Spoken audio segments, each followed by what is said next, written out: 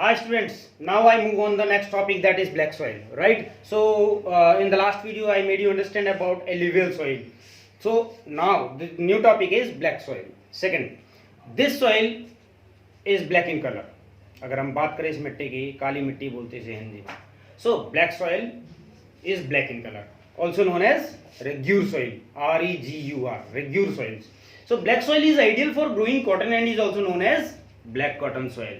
यानी कि इसमें सबसे ज्यादा उगने वाली फसल जो है, क्रॉप है, वो वो है कॉटन, राइट? कॉटन सबसे ज्यादा यहाँ पर उगता है. तो हम बात करेंगे ब्लैक सॉइल की. These soils are black in colour and are also known as regur soil. Black soil is ideal for growing cotton and is also known as black cotton soil, right? It is believed that the climatic condition along with the parent rock material are the important factor. Climatic condition along with the parent rock material are the important factors for the formation of black soil, right? Got it?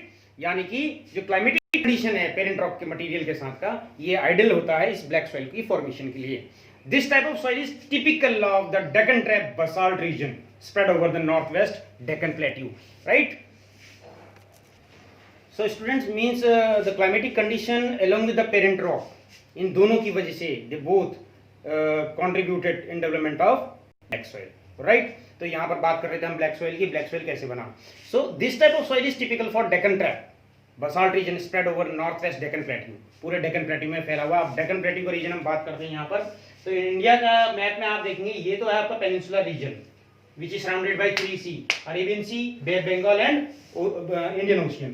तो ये आपका पूरा triangular reason Deccan trap के नाम से जाना जाता है. इसका सेंट्रल हाईलैंड जो है, ये पूरा का पूरा डेक्कन ट्रैप है, आपका पूरा का पूरा डेक्कन ट्रैप, ठीक है? तो प्लेट्यू रीजन बेसिकली आपका यहाँ सेंट्रल पार्ट ऑफ इंडिया से डेक्कन ट्रैप से होता हुआ पूरा यहाँ ईस्टर्न घाट, देन वेस्टर्न घाट, ये पूरा एरिया आपका डेक्कन ट्रैप के नाम से जाना जाता है. मेन डेक्कन ट्रैप आपका सेंट्रल हाईलैंड है, राइट? तो ये सेंट्रल हाईलैंड का area, central highland plateau region, ये triangular plateau region, basically central part of India is covered with black soil. अब ये central part of India, Deccan plateau, central highland, ये कहां तक कवर होता है? हम थोड़ा सा राजस्थान का एरिया लेंगे, थोड़ा गुजरात का एरिया लेंगे, मुंबई महाराष्ट्र का एरिया पूरा कवर करेंगे, राइट? तो ये area black soil basically Madhya Pradesh का भी कुछ पार्ट इसमें कवर होता है.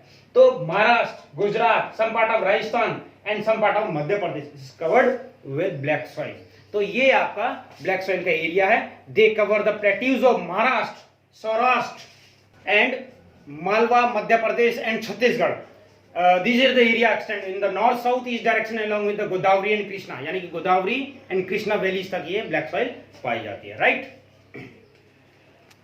हम बात करेंगे कि यहाँ पर ब्लैक सॉइल किस चीज से बेसिकली ज्यादातर बना हुआ है. The black soils are made up of extremely fine, that is clay material. They are well known for their capacity to hold moisture. इस ब्लैक सॉइल के अंदर इतनी कैपेसिटी, इतनी पोटेंशियल होती है कि मॉइस्चर को होल्ड करके रखे और काफी टाइम तक इसमें मॉइस्चर प्रेजेंट रहता है और ऑक्सीजन की इसमें आने जाने की स्थिति बनी रहती है. एरेशन सिस्टम इसमें बना रहता है. So the black soil are made up of extremely fine, that is clay material. They are well known for their capacity to hold moisture. In addition they are rich in soil nutrients. इसके अलावा इसमें soil के अंदर काफी सारी nutrients पाई जाती है, बहुत सारी इसमें प्रोटीन्स, मिनरल्स पाए जाते हैं, जैसे कि वो मिनरल्स होते हैं such as calcium, calcium carbonate, magnesium, potash and lime, right? Now students, I move on the next topic, next soil, that is red and yellow soil, right? Red and yellow soil. अब हम बात करेंगे red and yellow soil की. इनका नाम red and yellow क्यों पड़ा? ये रेड एंड येलो सॉइल किस एरिया में पाया जाता है? The region where this type of soil is found, और कौन कौन सी चीजें इसमें उगती, क्या मिनरल्स इसमें पाए जाते हैं, और कौन सा एरिया इंडिया का कवर होता है, राइट? तो हम बात करेंगे रेड एंड येलो सॉइल की. स्पीड में जाता हूं, थोड़ा सा ध्यान दीजिए. Pay attention over here only, right? Red soil develops in the crystalline igneous rock in the area of low rainfall in eastern and southern part of Deccan plateau. अब यहाँ डेक्कन प्लेट्यू का एरिया फिर से ले लीजिए, छत्तीसगढ़, झारखंड, बिहार, ये एरिया पूरा कवर होता है, बंगाल तक का एरिया डेक्कन प्लेट्यू का. सदर्न ईस्ट और इसके साउथ की बात करें तो इस एरिया में बेसिकली ये सबसे ज्यादा पाया जाता है red and yellow soil.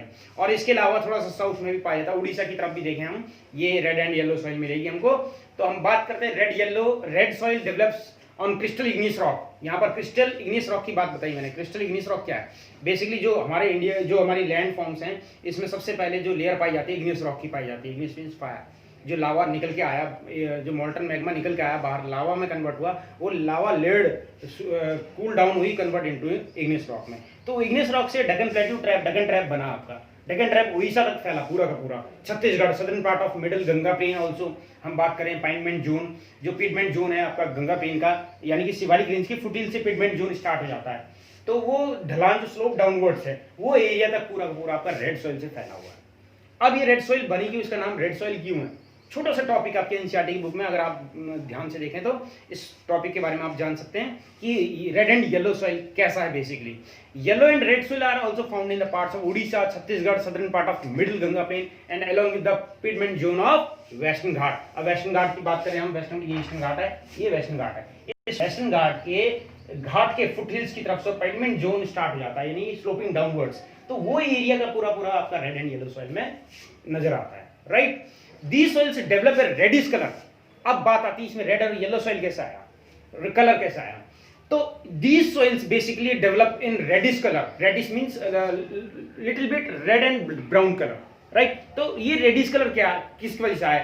It is just due to the diffusion of iron in crystalline। अब आयरन क्या है, इस मिट्टी में आयरन की मात्रा ज्यादा पाई जाती है, और आयरन के डिफ्यूजन की वजह से आयरन मिनरल जो है इस मिट्टी में, इस इग्नियस रॉक के अंदर जब ऑक्सीडाइज होता है, ऑक्सीडेशन की वजह से इसमें डिफ्यूजन क्रिएट होता है, रस्टिंग ऑफ आयरन आपने सुना होगा। तो जब इसमें आयरन मौजूद है, जाहिर सी बात है रस्ट होता होगा, तो ऑक्सीडेशन की वजह से, केमिकल रिएक्शन की वजह से ये मिट्टी यहाँ पर रस्ट में कन्वर्ट हो जाती है, थोड़ी बहुत रेडिश कलर में कन्वर्ट हो जाती है, तो उस प्रोसेस को हम डिफ्यूजन बोलते हैं।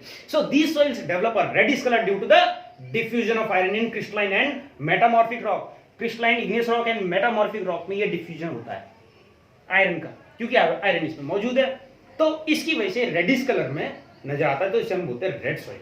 अब ये येलो भी बोला गया साथ में, red and yellow soils in area में। Some part of these areas are covered with yellow soil. अब ये येलो कब होता है? पहले ऑक्सीडेशन की वजह से डिफ्यूज होता है आयरन का इसमें, तो ये रेड कलर में कन्वर्ट हुआ। अब यहाँ पर जब पानी मॉइस्चर पड़ता है, पानी या मॉइस्चर पड़ता है इसमें, तो ये हाइड्रेट फॉर्म में कन्वर्ट हो जाता है, हाइड्रेट फॉर्म बन जाता है, तो ये इस वजह से येलो सॉइल में कन्वर्ट हो जाता है, राइट। थैंक्स।